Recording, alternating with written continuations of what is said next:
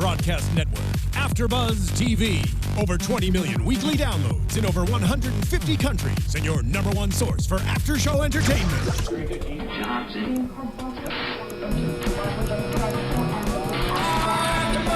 AFTERBUZZ TV, the destination for TV superfans. Producing after shows for over 300 of your favorite TV shows, interviewing celebrities and showrunners, and bringing you behind-the-scenes exclusives. All thanks to E! Entertainment's Maria Menounos, producer Kevin Undergaro, and internet leader Akamai. Now, let the buzz begin!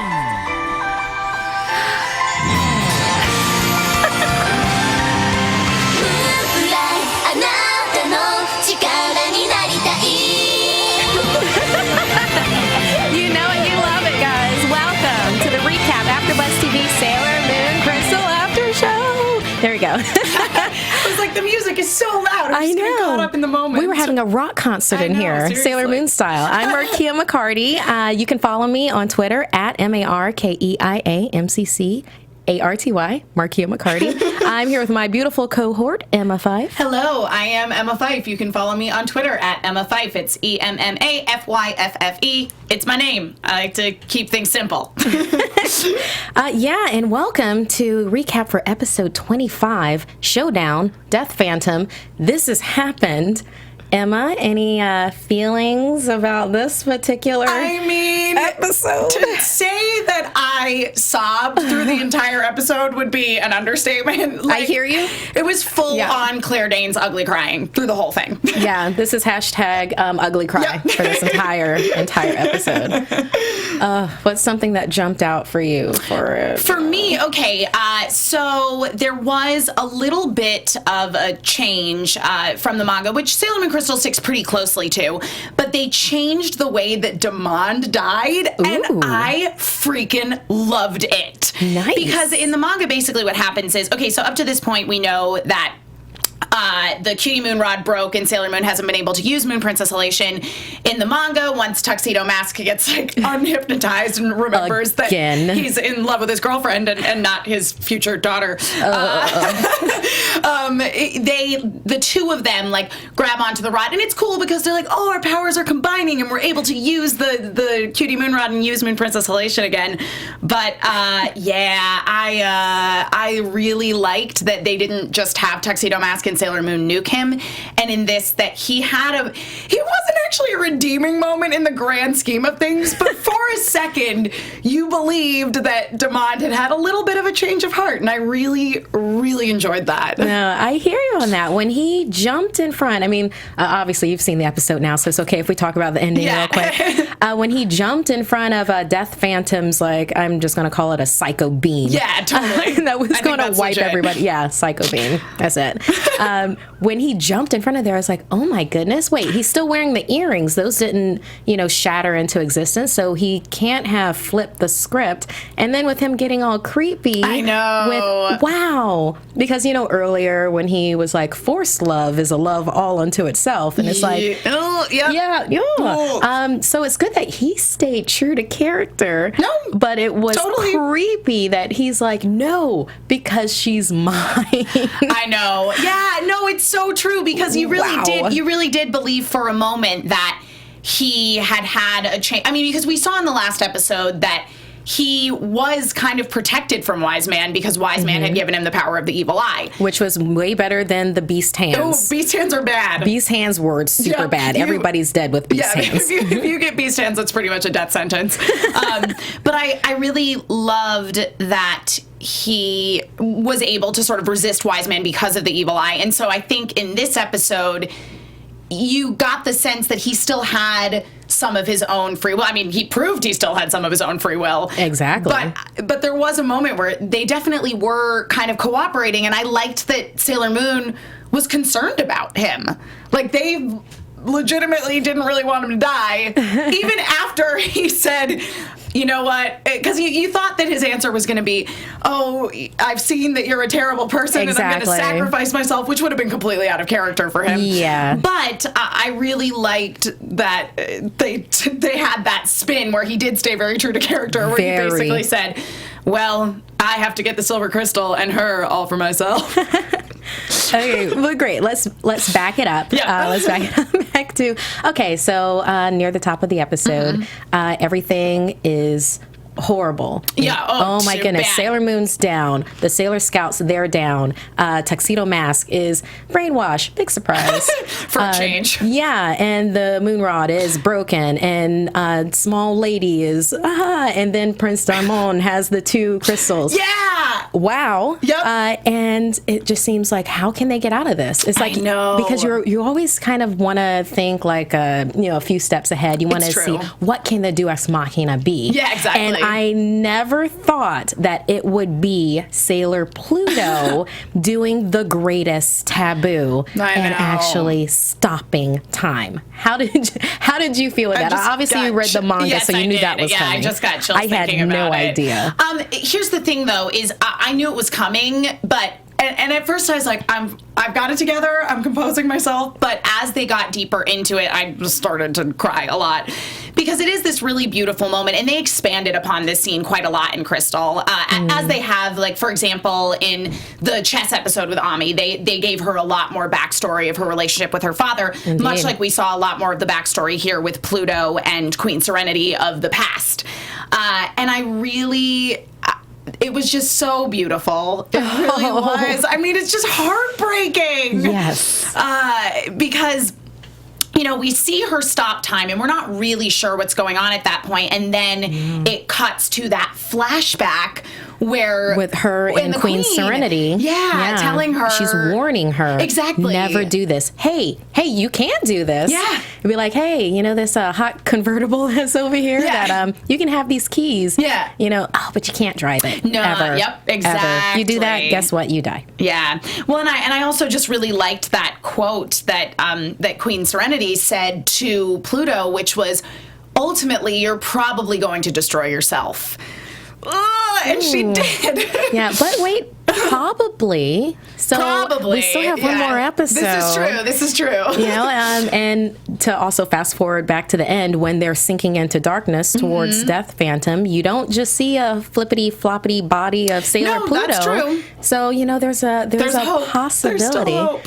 Okay, so something that I found interesting is that when Sailor Pluto, she stops time, and it's like, but then she also utilizes some power to then reanimate. That was beautiful. Yeah, everybody that was Silver Millennium, like she reanimates them. Yeah. And at first I was like, whoa, what are you doing? Oh, not Tuxedo Mask and Black Lady. Yeah. It's like, no, keep them like that. No, and then heal them with powers. Yeah. But turned out to be just fine. She clearly knew what she was doing a little bit. Yeah. The thing that I really liked about this is because I think that we've all kind of been feeling this way, and a lot of people have been feeling this way anyway, that basically there are all these scenes where Sailor Pluto's kind of like dancing on the edge of the action, and you just really want her to get in there and do something, and she sure did in this episode. It's like, but the one time that she does, besides us seeing Death scream when we first met her, like when they were going between the worlds, it's like, and now she gets another attack, and okay, that's one of those fatality ones. I know. It's like, bye, Sailor Pluto. And I got so angry at this part of the episode because I was like, when then Small Lady, and then she gets the future crystal. Crystal, yeah. Yeah, she gets a future crystal, and then she finally transforms. Yes. And I'm like, it took Sailor Pluto dying before you pulled your head out of your butt. Yeah. And I was so angry at the episode. I think that, the point of this is that Pluto's sacrifice is what made Chibiusa, deep down within Black Lady, remember that she wasn't all alone. I mean, that was the point of the whole thing. And I loved her conversation with Pluto when she was having her memories coming back to her. Yeah. And she's talking to Sailor Pluto about how she feels like her mother doesn't love her because she's not super affectionate towards her. And it was really nice to sort of see this parallel between Sailor Pluto and Neo Queen Serenity, which is basically that neither of them are really in a position to be particularly affectionate. No, because leadership positions, there's a lot of weight on those shoulders. Exactly. And Pluto basically saying to her, you know, and of course, we all know Pluto's talking about King Endymion, who she's totally crushing on. Ooh, yeah, she is. Oh my goodness. But in that scene when Pluto tells her, you know, sometimes just thinking about somebody and watching them from afar, that is love unto itself. And so basically she's saying, I'm sure your mother is always thinking about you and she loves you very dearly, but she just can't be with you in the most motherly and affectionate sort of ways because she's got a lot. She's got a lot riding on her. Yeah, she's got an Earth and kind of a solar system to run, you know, and she's just from this moon. Yeah. And she's got to be Neo Queen Serenity. I guess it has something to do with the fact that Chibiusa was not able to grow for 900 years that she was a kid. Seriously. But it's just, I would think after 900 years, you'd kind of get it. You know, you kind of get that your parents are super, super busy. Yeah. I mean, it sucks that you're basically kind of like a vampire child. Yeah, basically. You know? Like, well, and that she seems to have to go to school for all that because she's wearing a school uniform. What else is there to learn after 900 years? You know, it's like, well, I guess I'll relearn Latin again. I mean, what? Totally. What are the lessons there? Okay, well, in any case, like... Yeah, so basically, Chibiusa has all the memories come flooding back to her about Sailor Pluto, in which moment, you know, the power of her pure heart generates the silver crystal of her own, really. Yeah, I thought that maybe I'd missed it where... So there's a third one? Well, you know, she's it seems like everybody in the Silver Millennium family gets their own crystal. So I wonder when Tuxedo Mask will get his. Well, he doesn't have any moon blood in him. He's the Prince of Earth. So. Oh, that's true. Well, she's only got half moon blood. I know. Then. Well, that was what they were saying about her as a character and why they weren't so concerned. I mean, they were concerned that she hadn't aged in 900 years, but they're like, well, she's the first child born of the Earth and the Moon, so not really sure. Not really sure what's going on there. And I think I forgot to say it at the top. Hashtag ABTV Sailor Moon, if you want to continue the conversation, both now and in the next week or so, because we're pretty much going to be vamping up for the final episode. Wow. For season 1. Yes. Okay, but we'll talk news and gossips. We'll talk about that at the end. Okay, so, proceeding forward in the episode, Sailor Pluto is tragically... She's down. I know. But, Small Lady is no more. So we've got Chibiusa. She's back and transformed. Yeah. You know, everything's cool. And then Death Phantom. And he's like, hey, you think everything's cool? It's not cool. I know. Because I'm here and I'm taking everything down. Yep. And I absolutely loved, and this was a nod for me back to, classic series season 1 versus Queen Beryl. Totally. Where everybody's down and out. You have Sailor Moon there. With the wand. Then everybody comes up to put their powers together. So how did you feel with that? I loved it. I mean, so this image of her with the rod and Tuxedo Mask standing with his arms around her, basically supporting her. I just love that image. And we see that time and time again because we see it in the classic series. We see it like in the Sailor Moon R movie. And it's just, I don't know. It just really tugs at my heartstrings. Right. It helps us forgive all of the kidnapping and brainwashing. Yes.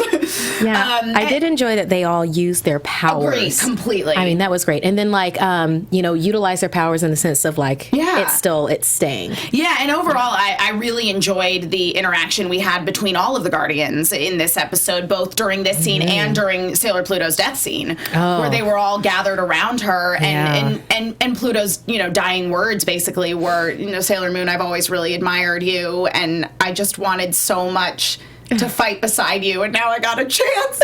I'm gonna start crying again. It's like I got my wish and it happened, and okay. Oh, that's all right. Yep. And And I guess moving on to the next. Yes. Oh, okay. So yeah, we'll just move on to the next right now because hashtag ugly cry is not happening on air. on live internet. That's not happening.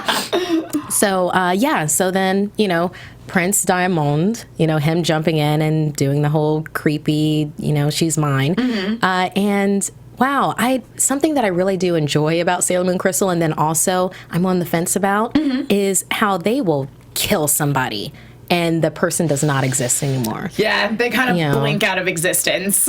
Yeah, you're black dust. Yep. Bye, Prince Diamond. Yeah. Thanks for almost destroying everything by touching the crystals together. The thing about that scene for me was that I felt like that was bordering on the line of the in what we see a lot in the manga, which is that when people die, their skin melts off their skeleton. There's a lot of skin melting off of skeletons. There's some gruesome stuff in the manga that didn't quite get translated into Sailor Moon Crystal, which I'm a little sad about. But I felt like the way Demond was killed was way scarier than the way the Shitano were killed in the previous season when Queen Metalia just evaporated them all. Because I felt like at least with Demond, it's like we saw him shatter into dust, which was terrifying. Yeah, that was wow. That was like a Superman, with the laser vision, terrifying. Yeah, totally. Just a couple comments from the chat roll that I want to bring up here.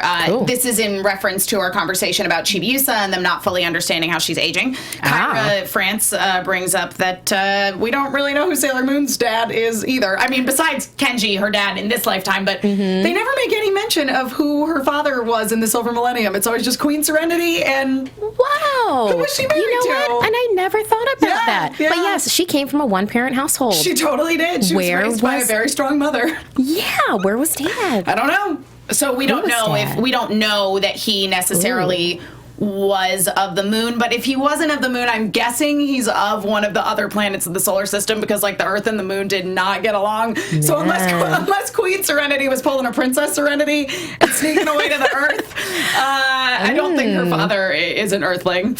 No. And then Joseph Ortiz brings up that he felt a very Captain Planet vibe of let our powers combine when they were having that fight with Wise Man, Phantom, Death Phantom, Nemesis, all the same person. Yeah, definitely feel you with that because Captain Planet, he's our hero. So good. But it's true, they were combining their powers to they were support absolutely. Mega Sailor Moon. no rings necessary, but brooches, sure. Heck yeah. Brooches and wands. Okay, so fast forwarding a little bit more in the episode. And then Prince Diamond's gone. Yeah. And then because it looked for a second like everything was okay. Yeah. And I actually wrote down, I was like, what? What? Hold on. This isn't right. This is not over yet. will the last episode be like celebration and rebuilding? Because oh my goodness, Emma, everything is destroyed. They are on an island right now. And then also thinking about it, I mean, and this is something that made me angry at the episode. If you think about it, all of this takes place in the future, right? Yeah. So they're going to have to go back to the past, live their lives, but that is their future, and that sucks. That sucks a lot. So I'm thinking like a spin-off of like an alt-verse where they then go hunting for Nemesis before any of that can happen. Yeah. I would love that. I just love more Sailor Moon all the time. And E. Sunmar, I'm sorry if I'm pronouncing that wrong, brought up something that's kind of a spoiler for Sailor Stars, so I'm not going to say it, but I believe you're right. Sir or ma'am, whichever you are. So I just wanted to address that. You can join the chat room if you want to know what they said. If you want to read that spoiler. Okay, well that brings us closer to the end of the episode. Yeah, so basically we find out that the Death Phantom is not dead. No, and in fact was one of the gray-skinned aliens the entire time. And you know what? Hashtag, I knew it was aliens all along. Totally. Yeah, and I mean, basically, and this is technically the first time that we've seen that the characters have known for sure that Wise Man and Death Phantom and Nemesis are all more or less the same thing, because basically the Death Phantom, once upon a time, battled to get the Earth. He lost, and he was banished to Nemesis, and eventually during all of his lonely times there, just fused with the planet, I guess. Yeah, that happens. When you don't have anybody to talk to, you just fuse with your planet. Sure, yeah. Especially when you're evil. Totally normal. You have the Maleficar Black Crystal right there. And then, you just kind of use your own corpse as a puppet for a while and call it Wise Man. This is normal. Everybody does this. Yes, totally, yeah. Yeah, you just need like 100 years. It's just like a Tuesday.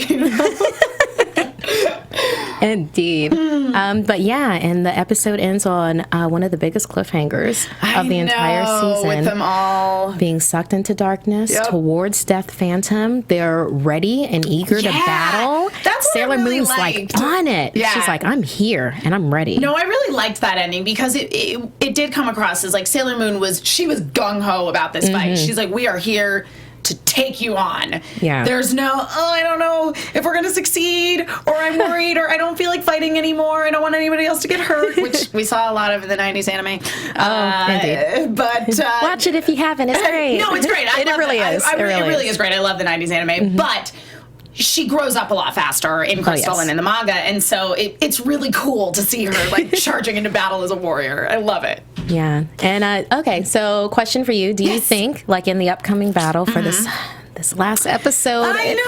Oh my god, it's bittersweet. But for this last episode, Chibiusa has transformed. Do you think we're going to see some power coming from her? Definitely. Yeah, I mean, because here's my thing about it, is that if she transformed and then didn't participate in the battle, what's the point? Oh, that's a tease. Yeah. So...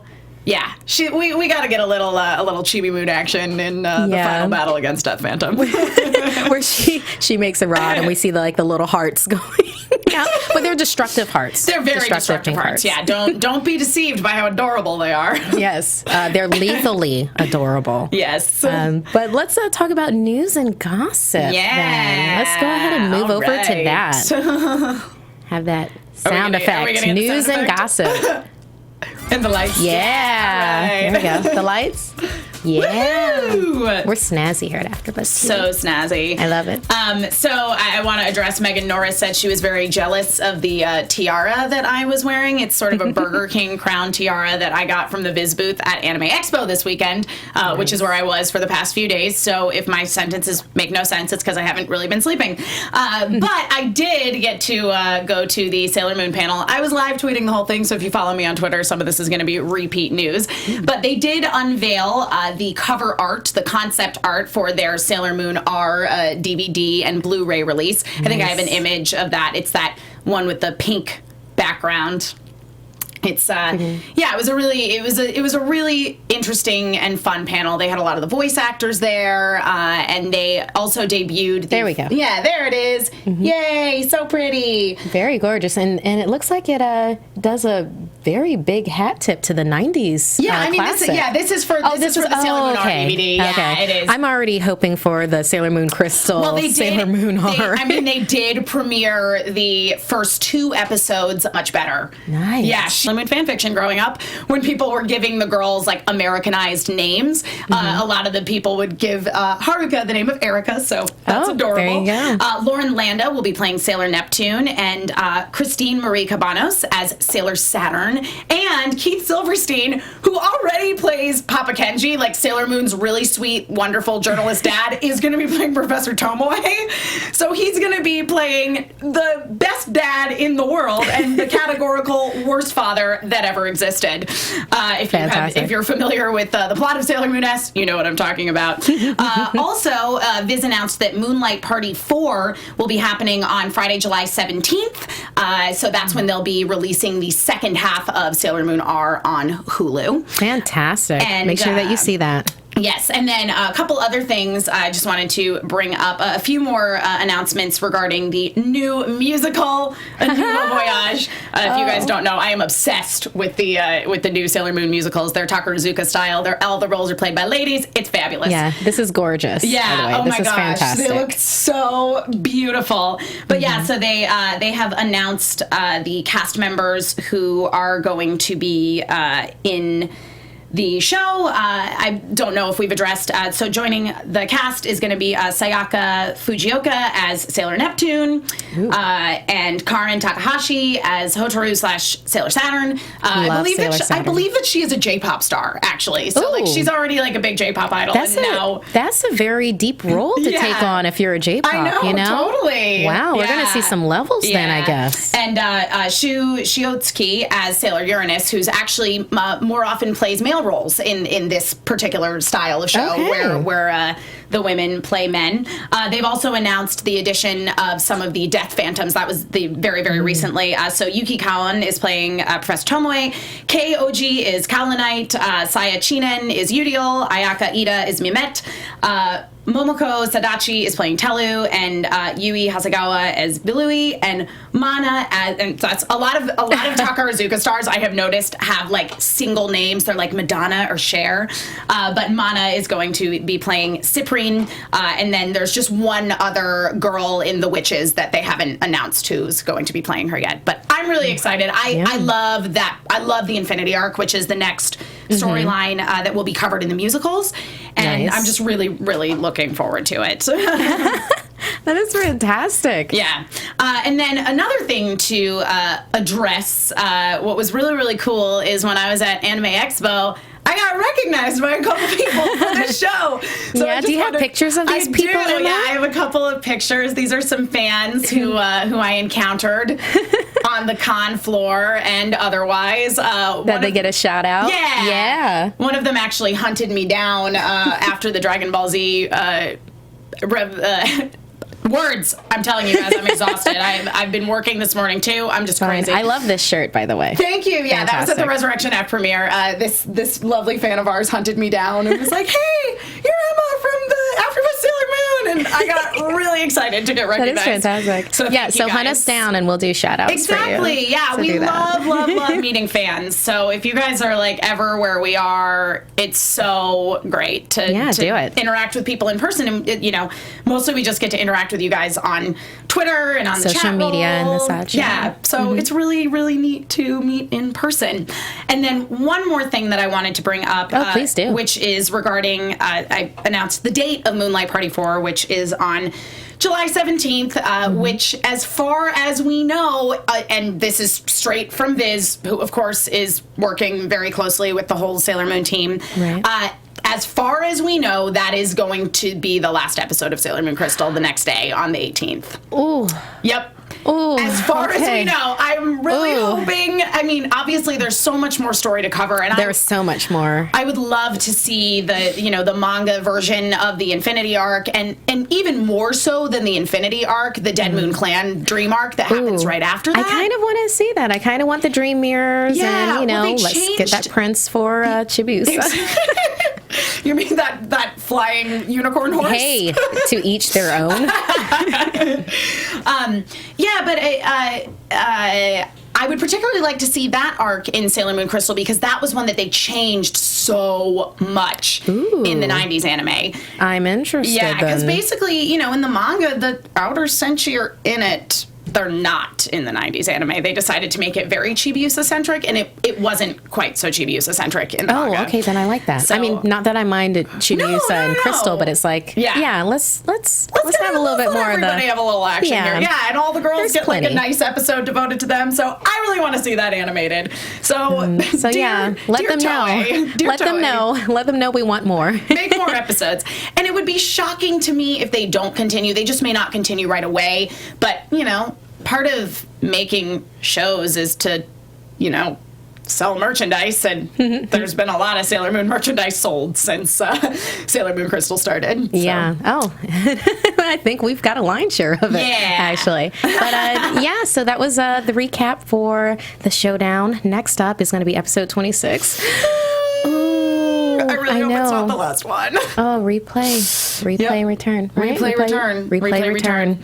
So, yeah, Emma, where can they follow you on social media? Well, you can find me on the Twitter at Emma Fyffe. It's my name. You can also find me on Instagram at Emma Fyffe. And if you guys like listening to me talk about Sailor Moon, you can also find me on my other Sailor Moon podcast that I do outside of AfterBuzz called Love and Justice, a serious Sailor Moon podcast. You can find that in the iTunes store or on the internet, on Facebook, Twitter. Just look up Love and Justice, a serious Sailor Moon podcast. You'll find us. It's great. Awesome. And love the name. Yeah, you can follow me on Twitter at Markeia McCarty. Also on Instagram, same thing. Spelled it at the beginning. Like Emma, I keep it simple. If you love live comedy and you're in the Hollywood area on July 18th, yes, there will be the Sailor Moon Crystal. And afterwards, you can come out to iOS and see my team, Doctor Who Live. We do an improvised episode of Doctor Who, never before seen, never to be seen again, performed on stage. So otherwise than that, follow us here at AfterBuzz TV, and then also hashtag ABTV Sailor Moon. Let's keep the conversation going, and we will see you in 2 weeks for the final episode. From executive producers Maria Menounos, Kevin Undergaro, Phil Svitek, and the entire AfterBuzz TV staff, we would like to thank you for listening to the AfterBuzz TV network.